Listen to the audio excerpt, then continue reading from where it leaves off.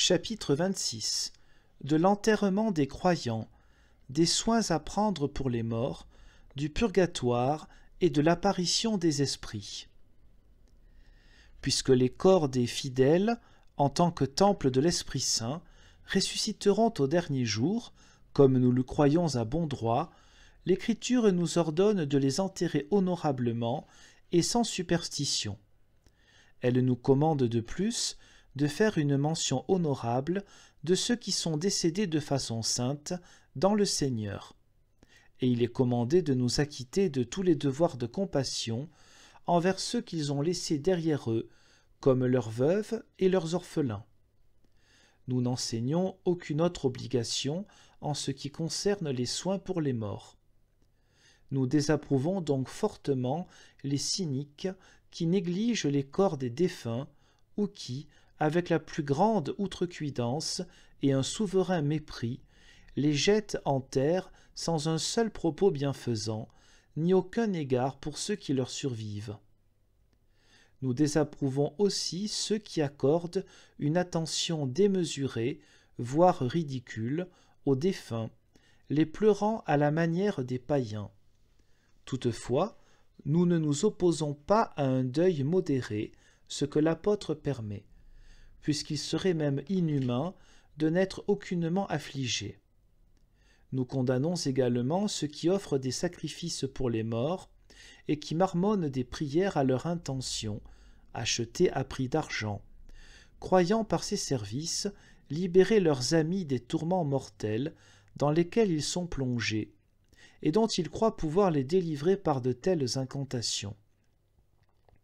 Nous croyons que les fidèles, après leur mort, vont directement auprès du Christ. Ils n'ont donc aucunement besoin de l'intercession ou des prières des vivants, ni d'aucune autre action de notre part. Nous croyons également que les incroyants sont immédiatement précipités en enfer, dont il n'existe aucune sortie pour les impies, quels que soient les services rendus en leur faveur. Quant à la doctrine du purgatoire, enseignée par certains, elle s'oppose à la foi chrétienne. Je crois la rémission des péchés et la vie éternelle. Elle s'élève de même contre la pleine purification de nos péchés par le Christ. Et elle est contredite par ces affirmations du Christ notre Seigneur. En vérité, je vous le dis, celui qui écoute ma parole et qui croit à celui qui m'a envoyé, a la vie éternelle, et ne vient pas en jugement, mais il est passé de la mort à la vie. Et de même, celui qui est lavé n'a besoin que de se laver les pieds pour être entièrement pur, et vous êtes purs.